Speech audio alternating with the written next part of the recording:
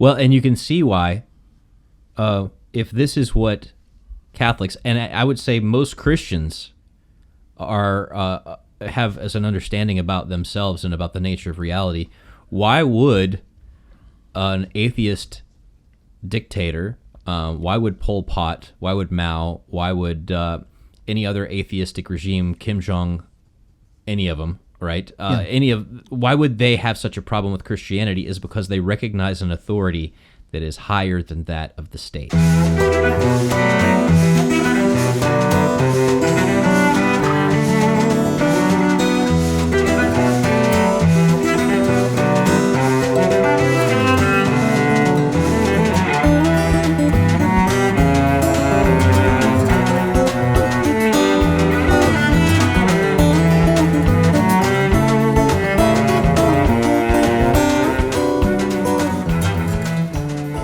Well, hello, and welcome to another perfectly balanced, as all things should be, episode of On the Journey with Matt and Ken.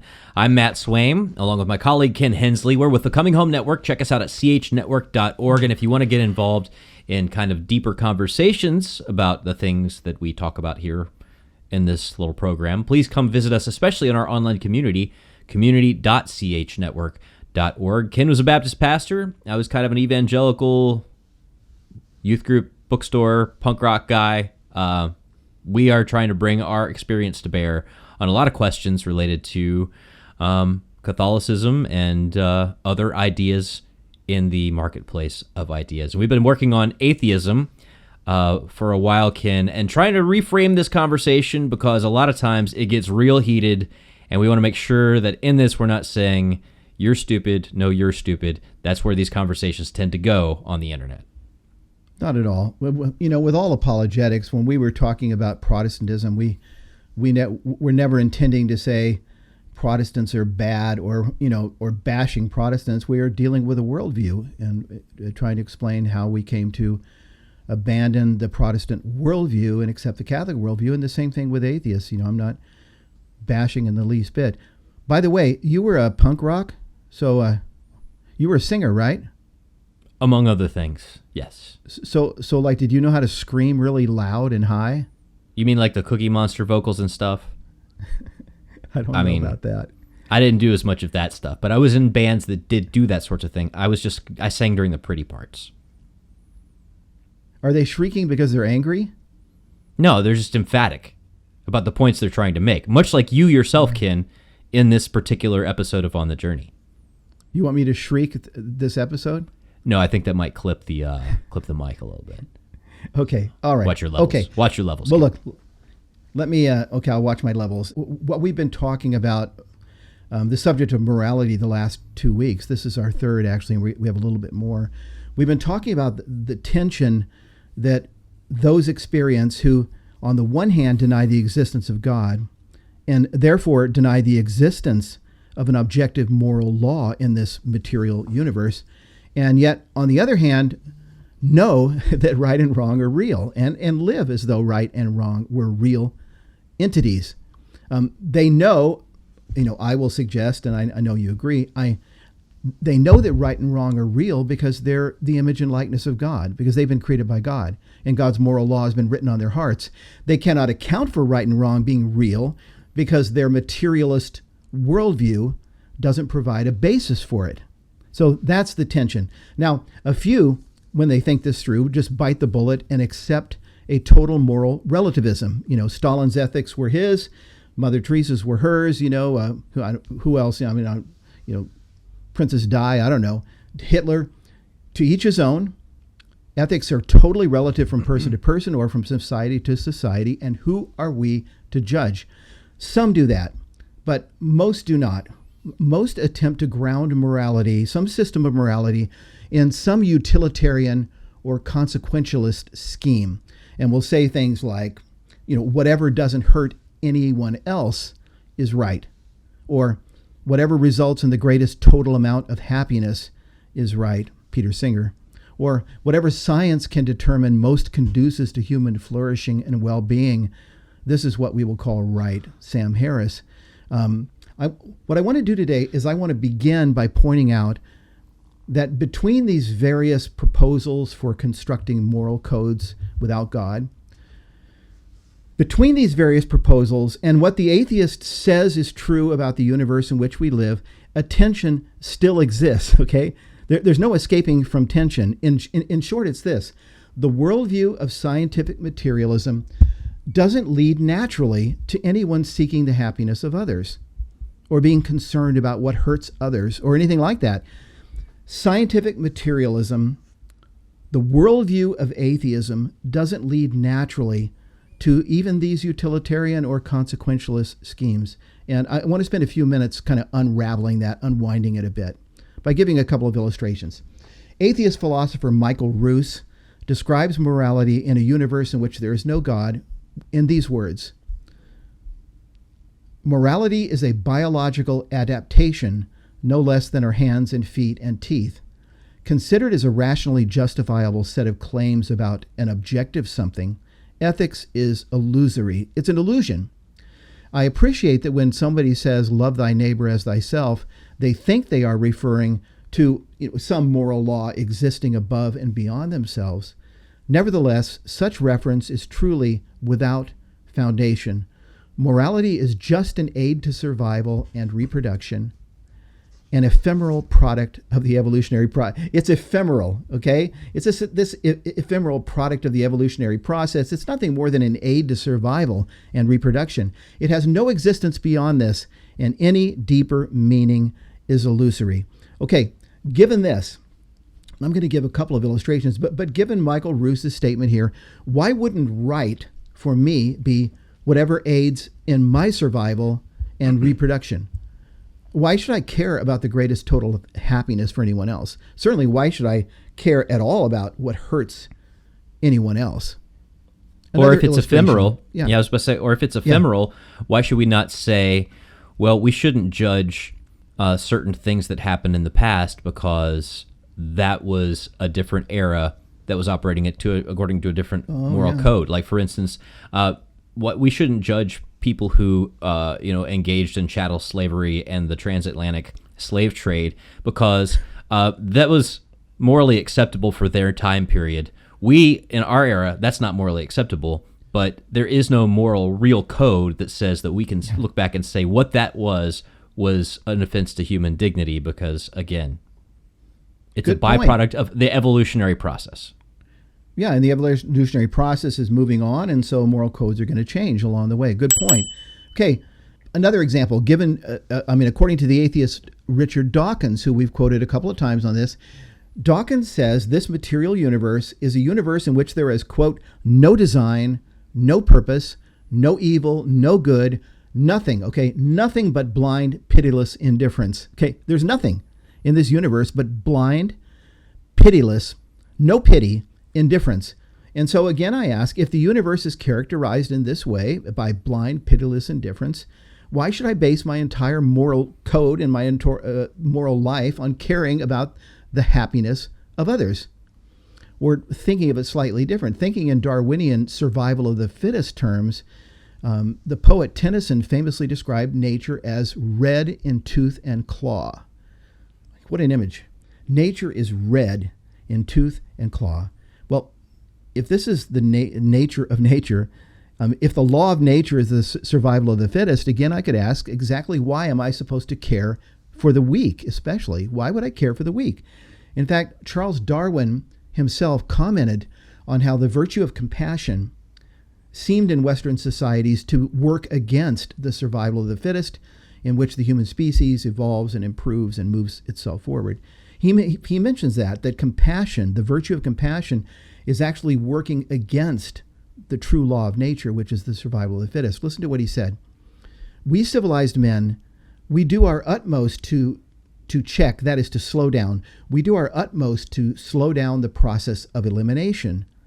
We build asylums for the imbecile, the maimed, and the sick. We institute poor laws, and our medical men exert their utmost skill to save the life of everyone to the last moment. Thus, the weak members of civilized societies propagate their kind. You get more weak members. No one who has attended to the breeding of domestic animals will doubt that this must be highly injurious to the race of man. It is surprising how soon a lack of care or care wrongly directed leads to the degeneration of the domestic race. But excepting the case of man himself, hardly anyone is so ignorant as to allow his worst animals to breed.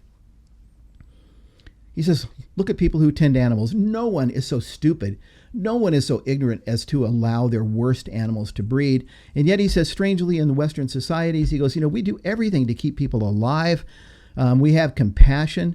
I mean, doesn't this go completely against, mustn't this be highly injurious to the race of men, to quote him? Okay, but let me push it. Darwin didn't apply the survival of the fittest only to individuals within societies. He applied it to entire races. Again, quoting Darwin, the civilized races of man will almost certainly exterminate and replace throughout the world the savage races. And in the context, he specifies that by savage races, he's referring to the Negro race, his word, and the Australian races, the Aboriginal races, his word. He says, the civilized races, which are the European races, will almost certainly exterminate. In other words, over time, Darwin was saying, all the transitional forms, such as the gorilla, such as the Negro, such as the Aboriginal, man and woman, will become extinct, and the European race will emerge as victor in the struggle for existence. I know, this is getting dark. This is getting very dark. Yeah. But let's add the last point. Let's add the last point so that you can think and you can preach a good responsorial sermon here. He goes on to say that all of this is going to require much struggle. And if we, as citizens of the human race, if we want to do good, we should do what we can to move this process along. One last quote from Darwin. Man, like every other animal, has no doubt advanced to his present high condition through a struggle for existence. And if he is to advance still higher, he must remain subject to a severe struggle. There should be open competition for all men, and the most able should not be prevented by laws or customs from succeeding best and rearing the largest number of offspring. All do good service who aid toward this end. So that's Darwin talking about survival of the fittest as applied to the human species. And again, when we talk survival of the fittest, we're not talking about like humans survive, all other species on the earth subjugate. We're talking about like humans policing their own species. I printed out some Margaret Sanger quotes in anticipation of this, knowing where you were likely going to go with some of the things that you brought out from Darwin, because this whole Darwinian mindset is behind and in congruity with a lot of the eugenics movement that would, well, we could talk about where else it manifested itself, but let's talk about the founding of the birth control movement in the West. And of course, Margaret Sanger, founder of Planned Parenthood, she had some pretty awful things to say along those same lines as what Darwin was saying. So I'll just, I have a bunch of these. I'll try and figure out the ones most pertinent to the conversation. But in The Pivot of Civilization, she wrote this. It sounds very much like Darwin. She says, the lack of balance between the birth rate of the unfit and the fit, admittedly the greatest present menace to the civilization, can never be rectified by the inauguration of a cradle competition between these two classes. The example of the inferior classes, the fertility of the feeble-minded, I think, would you say imbeciles was what what Darwin said? The fertility of the feeble-minded, the mentally defective, the poverty-stricken should not be held up for emulation to the mentally and physically fit, and therefore less fertile parents of the educated and well-to-do classes. Basically saying, if you're educated and well-to-do, have babies. If you're not, don't. She says, on the contrary, the most urgent problem today is how to limit and discourage the over-fertility of the mentally and physically defective. And if, in case you're wondering if what she's talking about is eugenics, here's a quote from a book, or a pamphlet, I believe it says. It's even titled The Eugenic Value of Birth Control Propaganda, in which she says, the campaign for birth control is not merely of eugenic value, but is practically identical with the final aims of eugenics. So in case you're looking to connect the dots. And here's the founder of Yeah. Here's the founder of Planned Parenthood. And let me say quickly, I'm not saying here that Darwin himself would have necessarily supported eugenics programs. I don't know that. But well, how could he see to the future to know exactly what was going to be on the table? Yeah. Yeah, but there's no way to escape the fact that the eugenics programs in the United States and then later in Nazi Germany were based entirely on a Darwinian worldview, an atheistic Darwinian worldview. And I have to ask, why not, Matt? I mean, why not? After all, if it is true that our universe is what the atheists say it is, if it really is this gigantic material accident comprised of nothing but material particles interacting according to chemical and physical laws, if it just came from nowhere and it's going nowhere, instead of defining right and wrong in terms of the results that it might have, and of the happiness of others, or making sure we don't hurt others, I bring that in because that's so common now. Hey, whatever doesn't hurt someone else, why not define right as whatever tends toward the evolution of the species? Why not define wrong? I mean, strictly in accordance with the logic, why not define wrong as whatever hampers and slows down the evolution of the species? Like, for instance, showing compassion to the weak or allowing the least fit to survive and propagate. Why not? Yeah, and so with this, like I say, most of the people that I know who would use the term pro-choice to, describe themselves don't follow the harder points of Margaret Sanger here. But no. Again, you have to ask why not? If Margaret Sanger and Darwin are operating from this underlying worldview, why wouldn't you take that next step? I mean, Sanger says here, even putting the state's weight behind such things. She says, the emergency problem of segregation and sterilization must be faced immediately. Every feeble-minded girl or woman of the hereditary type, especially of the moron class, there's another word, imbecile, moron, feeble-minded, a lot of people call should me be that. segregated during the reproductive period. We prefer the policy of immediate sterilization, of making sure that parenthood is absolutely prohibited to the feeble-minded. So just keep these people away from boys during their fertile years. Or she uses the word segregation or sterilization, one of the two. Here's the tension. I mean, here's the tension again. You can ask the question, why doesn't Planned Parenthood have Margaret Sanger's face and statue right up there? Why aren't they promoting her and talking about her constantly as the great Some places are, founder? but some Planned Parenthood places have decided to take her name off of stuff for these very reasons. Well, that's the tension, because they know in their heart of hearts that this is evil, and yet the position logically leads to it. I mean, that's the problem that atheism has with establishing moral law, is that morality, especially when it involves love for others, compassion for those most in need, it is simply in conflict with a worldview conceived of as a brutal struggle for dominance. It's just in conflict. Let me bring in one illustration, because I listened to a lecture just last week from a professor named Timothy Snyder. He's professor of history at Yale, and he's an expert in Eastern European history and the Holocaust and the World War II.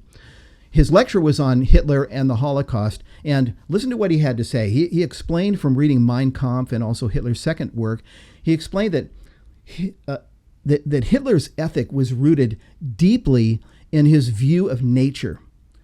And his view was that man is an animal. Man is an animal and nothing more. There is no God. There is no life after death. Man is an animal, and he lives on a planet in which there is a continual warring for resources, land and food. And he said the stronger must exterminate the weaker. The stronger races must starve to death the weaker races. And this is what he believed was good. This is what he believed was right and good. And one of the main reasons that he hated the Jews, this is what Snyder brings out in his lecture. He says one of the main reasons that or if not the main reason that he hated the Jews, is that the Jews historically had brought ideas into the world that throw a wrench into that program of annihilation, the stronger races annihilating the weaker, because they brought in this idea of God, and they brought in the idea of man's creation in the image and likeness of God. And they brought Christianity into the world. This is Hitler's way of thinking of it. The Jews brought Christianity into the world, which emphasizes compassion and love. Love the Lord your God with all your heart. Love your neighbor as yourself. According to Snyder, and then when the Jews reject Christianity, they go on to develop other forms of compassion like communism and whatnot. And his point was, he said that in Hitler's mind, the Apostle Paul is the same as Trotsky. And Christianity and Judaism is the same as communism. They all stem from a worldview that conflicts utterly with what ought to be happening in nature, and that is a ruthless warring for resources. And so, Hitler's entire plan of extermination, his anti-Semitism and his plan of extermination were rooted thoroughly in the same worldview that we're talking about. He may have been baptized Catholic, and so you'll hear atheists saying, oh, he was a Catholic. And he may have used the word God for political purposes. You hear the same thing from secular people trying to argue that Hitler was a Christian, actually. But he was functioning with a thoroughly atheistic and Darwinian view of reality and everything that he did. Yeah, and it's interesting, Ken. Of course, I live in the D.C. area, and this is a marketplace of ideas, and I try to avoid political conversations at all costs, and I don't want to get into any here. But I've met godless liberals and I've met godless conservatives, right? And godless liberals, as it were, are all dialed in on the abortion question, and some of them will follow Margaret Sanger all the way down this side. But I've met godless conservatives who are against abortion but are still gung-ho about sterilizing prisoners and immigrants and some other groups of people who they think in urban areas shouldn't be breeding, shouldn't be. I mean, they're fine with using the power of the state to sterilize people who they find unfit. You're emphasizing what I mentioned, that sin occurs in all people. There are people who believe in God who sin. There are people who don't believe in God who sin. We're talking about worldviews, though. Yeah. There's a major difference, and that is the atheist worldview does not provide a metaphysical basis for compassion, for morality, for these sorts of things. Yeah, and so whereas a theistic worldview certainly does, regardless of what individuals support. I was about to say, and if you don't have that theistic worldview, that Judeo-Christian, love God, love neighbor thing underlying it all, and you don't answer to a supernatural force, and you're just looking at what can we afford, fiscally, or what can we provide for as a society. I mean, this is where you end up. That's where you end up. Okay, let's shift gears though now, because we've talked about human worth several weeks ago and how a materialist worldview cannot support the idea that human beings possess a special, high, and equal value. We've talked about morality now for a couple of weeks. And today I want to talk about the problem that atheism has with providing a basis for human rights. Okay? And we'll spend the remainder of our time talking about this. And let me quote from the Declaration of Independence to begin. We hold these truths to be self-evident, that all men are created equal, that they are endowed by their Creator with certain unalienable rights, that among these are life, liberty, and the pursuit of happiness. Okay, we're all familiar with this language and this phrase, unalienable rights. We're all familiar with it. We've heard it all of our lives. But what exactly does it mean to speak of rights that are unalienable? It's not a word that we really use in any other context. What does it mean? Well, when you just sort of tear it apart, unalienable rights would be rights that cannot be alienated from the person. It's referring to rights that are inherent in us, that are innate in us as human beings. It's describing rights that belong to us by nature and can't be taken away by any power on earth. That's what it's describing. And where would such rights come from? The Declaration of Independence, notice, many have commented, it makes an explicit connection between God and the unalienable rights that each person possesses.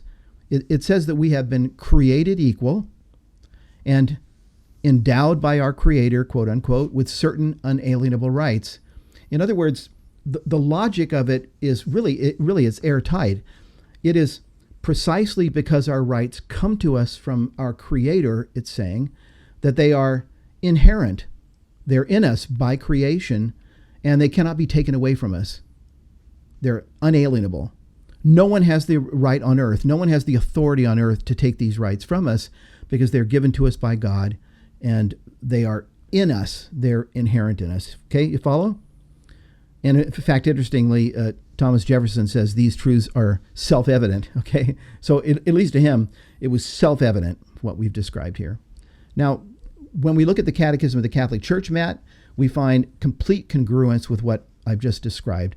This is what the Catechism says about rights. The unalienable rights of the person must be recognized and respected by civil society and the political authority. It must be recognized and respected. These human rights depend neither on single individuals, nor on parents, nor do they represent a concession made by society and the state. They belong to human nature and are inherent in the person by virtue of the creative act from which the person took his origin. Okay, you have a seamless description here. God's creation of you in his image and likeness, and therefore you have unalienable rights that do not depend on your parents, they don't depend on society, they don't depend on Ken Hensley, they don't depend on any state, and they cannot be taken from you. They're inherent in you. That's the beginning. That's the definition. Yep. Well, and you can see why, if this is what Catholics, and I would say most Christians are have as an understanding about themselves and about the nature of reality, why would an atheist dictator, why would Pol Pot, why would Mao, why would any other atheistic regime, Kim Jong, any of them, right? Why would they have such a problem with Christianity is because they recognize an authority that is higher than that of the state. Christians recognize the state can say what it wants, but there's certain things that it can't say because it doesn't have the authority to say because there is an authority higher than the state. Yes, and that has troubled deeply formerly atheistic regimes. Troubled them deeply. When Stalin in the 1930s was told that there are still a lot of people in the Ukraine that believe in God, this was a problem. This was one of the reasons why he wanted massive purges to take place, and massive purges did take place. Okay, but I want to include the atheist as someone who believes in this, because whether we believe in God or not, these unalienable rights that I've just described here, they're precisely the sort of rights that we all seem to believe in, just like we all seem to believe in morality and right and wrong and the special value of human life and all that. These are precisely the sorts of rights that most all people seem to believe in and cherish and insist on for themselves and for others. In fact, I'll push it further. There are many who are secular to the core and would even identify as atheists who devote their entire lives to fighting for the recognition of human rights. And I would say they do this because they know, again, in their heart of hearts, that human beings possess the unalienable rights to life, liberty, and the pursuit of happiness. And of course, this is no problem for those of us that hold to a Christian theistic worldview, because our worldview provides a perfectly coherent metaphysical basis, foundation for belief in the existence of these kinds of rights, just like the Declaration of Independence said. Rights that come to us from God, rights that we are endowed by our Creator with, rights that are inherent in us and cannot be taken away, can't be alienated. Our worldview makes perfect sense of this, but again, as we've seen with morality and with human value, as much as those who would identify as atheists believe in unalienable human rights, they cannot, again, for the life of them, they cannot account for such rights on the basis of their worldview. In a universe comprised of nothing but ever-evolving material substances, matter and energy, there is no one to bestow such rights. There's no one to grant us unalienable rights. It's just a blank. Again, it's blind, pitiless indifference. If there is no God, I mean, it just logically follows, I think, inescapably. If there is no God, then whatever rights you possess and I possess must be rights that are granted to us by others. By the whole group, by the king, by the dictator, by our mother, our father, by someone. The rights we possess must be rights, logically, that are granted to us by others, because there is no God to grant them to us. And therefore, there are no rights that are within us and cannot be taken by any force on earth. And the only problem with this is this: rights that are granted to us by others are rights that can be taken away the moment it seems important or wise to do so. These rights are by definition not unalienable. And, radical examples. The first emperor of China, I think his name was Shi Huangti. He is said to have buried 460 scholars alive because they dared to tell him he was wrong about something. When facing delays in the building of the Great Wall, this is a story that's told. It may be true, it may not be true, but it illustrates what can happen in a dictatorial situation where your rights come from someone else. A soothsayer told him that unless 10,000 people were buried in the wall, it would never be finished. Thankfully, he found a man whose name included the word Wan, which means in the Chinese 10,000. And poor old Wan was buried alive in the wall, and the work continued unabated. Okay, again, this is an extreme illustration. It may not have even happened exactly as the story is told.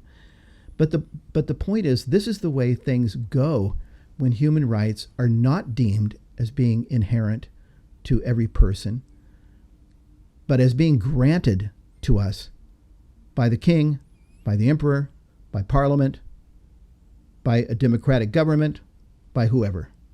All right. So with this, I can tell you right now that when I've gotten into conversations that go to this point, the immediate objection that often comes back to me is says, well, you've mentioned all these atheist dictators who have abused human rights in this and that way. And the laundry list is long of atheistic regimes who have used that kind of force of authority. But what about Christian governments, who have done terrible things, right? Perhaps even in the name of God. What about Christians who were part of the slave trade? Or, the conquistadors who came from Christian Spain, or all these other things. Okay, the difference is those people were in violation of their own principles, right? They may have been from a Christian worldview, but they were not following it the way they ought to have been following it. The Christian worldview did not provide for those actions. They were in violation of their own worldview by doing those things. Those actions did not flow naturally from a worldview in which Jesus said all of the commandments of God are summed up in the commandment to love the Lord your God with all your heart and love your neighbor as yourself. So again, it's a different issue. Everyone can do evil. Everyone, not every person, but evil has been done by all sorts of people. We're comparing worldviews here, and the bottom line is, put it this way: the bottom line is, if your mind is imbued with the belief that God has created every person in His image and likeness, and commanded us to love every person as we love ourselves, then you're going to be less likely, or it's going to follow less likely from your worldview that you would commit these kinds of atrocities. Now, you might, and people have, and nations have, and churches have, but it's going to be less likely than if your worldview tells you that human beings are nothing more than highly evolved animals, the forward edge of the sludge of evolution, apes with a briefcase, and that when the state wants to bring in a revolutionary, society, a utopian society, to squash a few thousand or a few million doesn't really matter, because human life really has no meaning ultimately anyway, and human beings have no value ultimately. And that's why, by the way, we could go on with this forever, but that's why, if you look at the 20th century, the regimes that most profoundly devoured their own were the formerly atheist regimes of Stalin in the USSR, Mao Zedong in China. Some estimate that Mao may be responsible for the death of up to 70 million of his own citizens. Pol Pot in Cambodia, and Hitler, who, like I said, even though he used the word God, he was operating with a thoroughly atheistic and Darwinian view of the world. Okay, but one illustration that pops into my mind right now of what I'm saying about rights that are granted to you from others is the case of abortion.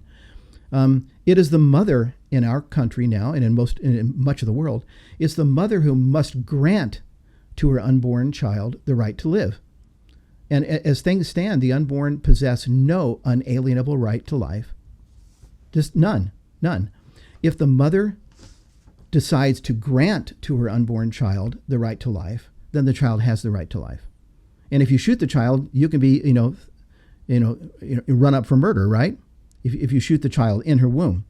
On the other hand, if for whatever reason, the mother decides that she does not want to grant the right to life, or feels she cannot grant the right to life to an unborn child, then her child simply does not have the right to life. It's as simple as that. The right to life in our world now is granted by the mother to the unborn child, or not granted. Kind of a clarifying illustration of what we're talking about. Even in a democratic form of government, Matt, rights that are granted by the people are not rights that we possess by nature. They're rights that can be taken away with the mood of society. Again, just taking abortion as our illustration. Before 1973, children in America possessed the right to life. After 1973, they don't. Maybe later on, the Supreme Court will decide differently, and then unborn children will possess the right to life. It comes, it goes, it's taken, it's given. This is what it is like when rights are not deemed as being unalienable, inherent to us, given to us. And by who's our to Creator. say? Yeah, if you are, and I know atheists who are pro-abortion, and I know atheists who are pro-life, and both of them would say it has more to do with greater happiness. That has to do with this particular. So they're world. still granting. They're still granting the right. Yeah, the atheists that I know who are pro-life would say you're taking away this person's one shot, right? They're poof and gone forever if you kill them, right? It's unjust to not let them have that one shot. But again, if you don't, if all you believe is that you go poof at the end of eternity, or at the end of your little brief moment, and there is no eternity, then again you're assigning moral value where it's hard to find like a complete framework that provides for that as a moral question. Because again, this goes back to what we were talking about all last week, which is if you follow scientific materialism all the way, you can't say something is moral or immoral. You can just say, I don't like this, or I do like this. You can't go much farther than that. It just winds up being that. So let me try, as I wrap this up, let me pull this into the discussion of apologetics or evangelism, because all this is to say, here we have another illustration, Matt, of something that we all share belief in. Most all people, again, excepting some on the more radical edge, most all people believe that human life has a special, high, and equal value. Most all people believe that morality is real, that right and wrong are something that is real, and most people try to live according to right and wrong.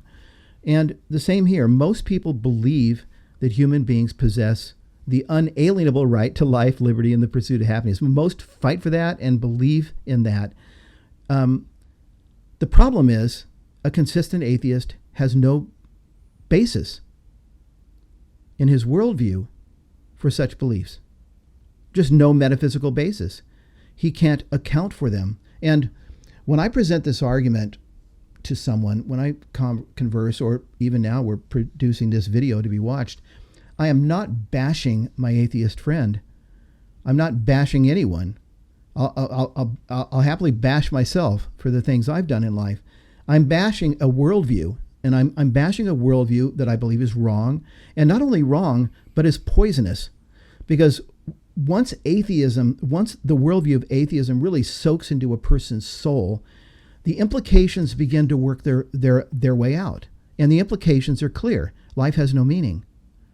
Ultimately, right and wrong have no ultimate existence. We have no value. A cockroach has as much value as I have. So what I'm doing when I challenge my atheist friend, my desire is to challenge him to make sense of his true experience as a human being in the light of what he's telling me about the nature of the universe in which we live. And my hope is not that he'll become depressed and shoot himself. His atheism might lead him to that.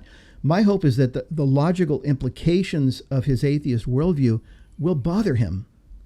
That as they become more clear and as they become more worked out in his consciousness, that they will bother him, and they will maybe ask him or lead him to ask whether he's willing to really accept those implications and live by them.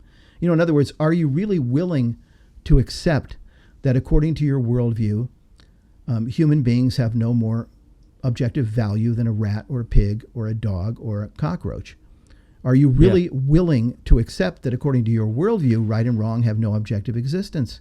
And then today's subject, are you willing to accept the fact that based on your worldview, to be logical, you would need to discard entirely the whole idea of unalienable rights? They don't exist in an atheist worldview. There's no foundation for them. They do not exist. The only kind of rights that can possibly logically exist are rights that we grant to one another, and therefore rights that we can take away from one another. I want to ask you about your own personal experience here, Ken. So Sure. You came to Christ when? How old were you? 22. So 22. So in years 1 through 21 of your life, thinking back, I know the conversation of atheism and agnosticism has shifted 100 different ways between now and the 20s when you were that age. But would you have, if someone had asked you what your basis was for believing that you should do things or shouldn't do certain things, would you have had an answer, or would you have just said, man, just some stuff is wrong, man? No, I wouldn't have had an answer in those years before, which gets back to our subject. I would say, looking back now, that because I am created in the image and likeness of God, and I have the moral law written on my heart, from the time I was a small child, I understood that injustice was bad. I mean, you could see it. You would know that if a friend lied to you, it wasn't a good thing. So morality was in my life, but I was, distracted by other things. In my teen years, it was rock and roll. I was really being in a band and playing music and working on my music. It was girls. It was the various kinds of things you would expect. But I would have to say this, that, okay, I lived a life that was essentially godless. In many areas of my life, at least, there was essentially as though there was no God. But I remember at the age of 21, I was in my backyard with a friend who was an atheist, and we were digging a hole to plant a bush or to do something like this. And my atheist friend said, just out of nowhere, he said, "This is all we are, dirt." And I had a response that was sort of immediate, intuitive, visceral. I remember I looked up at him and this is before you're a Christian, right? Yeah, there's like a year or more before I found out that my good friend had become a Christian, and I began to think about it. But he said, "This is all we are, dirt." And I remember I looked up at him and I said, "No." So I was not willing to accept when someone put it that bluntly. We're just dirt. I wasn't willing to accept it. But no, I had no philosophy thought through. It was when a good friend of mine became a Christian that I began to talk with him, and I began to ask the question, is this stuff, could this stuff be true? And I began to then read and study and think through the works of C.S. Lewis and others. And so I came to the worldview of Christian theism over time. How about you? For me, this is all there ever was. I got saved at age 7 from a life of wine and women and song and such. Very. Before 7, you were living a life of wine and women. Before 7, and song and such, right? Yeah. So yeah. For me, this is the only way that I ever had to think about the world. Of course, I was thinking about it in a lot of ways. Is I didn't want to get in trouble. That was the main driver of my moral code. I didn't want to get in trouble with my parents, but also didn't want to get in trouble with God. But at the ripe old age of 7, I think I understood that there was something beyond myself. When you accept Jesus in your heart in Vacation Bible School, you know what you're doing on some level, and on some level, the years will sort of clarify what you've done. But yeah, it's this is why I ask these questions, is because I have a lot of people who were in that same boat as me, who prayed that prayer around the same age as me, and who have gone on to, again, as we've said in previous episodes, more towards not the eugenics side of what we just said, but in the, sort of broader agnostic side of what we've been talking about, and yet those people are some of the most profoundly sensitive people when it comes to matters of justice. So yeah, which puts a finger on this tension again. Yeah, this is why this conversation matters so much to me. It's like, and some of them would say even it's their sensitivity to matters of justice that have led them sort of beyond the confines of Christianity. But once you get beyond the confines of Christianity and theism, you may feel those issues of justice more deeply, but you have less ground to argue for them from a philosophical standpoint. Yeah. And I mean, that's the frustrating thing about having these conversations, because I see that they care a lot more deeply about the poor and the marginalized and those who've been kicked around by society now than they ever did when we were all Christians. But they have less of a basis to say, no, you cannot mistreat the poor. They just don't have the framework anymore. And I would defend Christianity on that front too by saying that what they were really responding to was certain people. They were responding to what certain groups of people who call themselves Christians were doing. Oh yeah, they were certainly responding to hypocrisy. Absolutely. They weren't responding to Christianity and what it actually teaches. They weren't. Again, they were going off because they saw something that didn't work or didn't fit right. But I would also say this: there are a lot of people now, especially young people, who read the books of Richard Dawkins or Sam Harris or Daniel Dennett, very popularizing. They're referred to as the new atheists. That will read books, or they will just look out at the scientific community and they will think to themselves, science has pretty much demonstrated that there is no God. Okay, and so they accept the worldview of scientific materialism or atheism or physicalism, naturalism, whatever you want to call it. They accept the worldview, but there are many, many, many in this camp, but they have not even begun to think through the logical implications of that worldview. And that's why I like this approach to apologetics, because it often brings up things that atheists who have been reading these books and never even thought about. What are the implications of this worldview in all these various areas of life? And we're going to look at more that go even more that go more deeply. But basically, the idea is that an atheist has a hard time explaining even the most basic fundamental aspects of their experience as a human being once you begin to dig it out and begin to lay out the implications. Let me end with an illustration or an analogy. We've all heard of the Chinese water torture. You've seen it in the movies, where you tie someone down, you strap them down, and you start dripping water, one drop every 10 seconds, whatever. And your idea is to drive the subject insane. Well, I think of this as an analogy to the form of apologetics and evangelism that I'm describing here. When I use this method of evangelism and I talk about human worth with someone who says that there's no God, we talk about morality, talk about unalienable human rights, other issues that we're going to look at, it's like a drip. Just a drip and another drip and another drip. But my aim, rather than driving my friend insane, my aim in a way is to drive my friend sane. My aim and my goal and my desire is to remind my friend with each drip of who he really is as the image and likeness of God, and to remind him of what he really knows in his heart of hearts regarding morality, human value, human rights, whatnot. And my hope is that it will lead him to want to think again about his commitment to a worldview, his espoused commitment, what he says, to a worldview that is in contradiction to all this. There's really in contradiction to who he is and what he really knows. So I'm hoping to drive my friend sane, which makes me think of a book by Frank Sheed called Theology and Sanity, where he basically argues that theology, that just try checking to see if it's over there. I keep it pretty handy. Just as true theology and the application of it in your life leads to sanctity, it also is leading you to sanity. It's leading you to see things correctly, to see things rightly. I think it's over there. I think it's on the other side of The Hitchhiker's Guide to the Galaxy, written by... It's back there. Another brilliant atheist, Douglas Adams. It's back there. It's back there somewhere. Well, I'm done. All right. Well, then I guess I am too.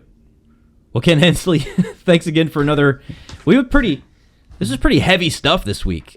Pretty intense.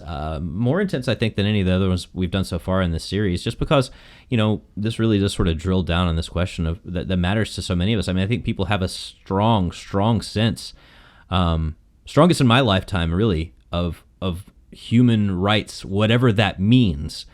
And so, to really kind of understanding what provides for human rights. I mean, that's an important question. And where do those rights come from? Do they come from the state? Because that's where a lot of people seem to think human rights come from. So, yeah, Ken, I hope our listeners have got some thoughts. I know they've got some thoughts because all you had to do was say Hitler, and there's going to be like 50 comments from people having opinions about things. But still, if you want to join the conversation. I'm not pulling the Hitler card. I'm talking about him in a serious way. Good. But I told you I had nothing more to say, so please excise that. Okay. From the record. Strike that from the record. So, but if you want to be on the record by typing your questions to us, please come over to community.chnetwork.org. Again, community.chnetwork.org. Strike that from the record. Only use the ones that I pronounce correctly. But strike it. We would love to hear from you. Again, chnetwork.org for all the resources as well. I'm Matt Swaim. Ken Hensley, thanks again. We'll talk to you soon. See you later.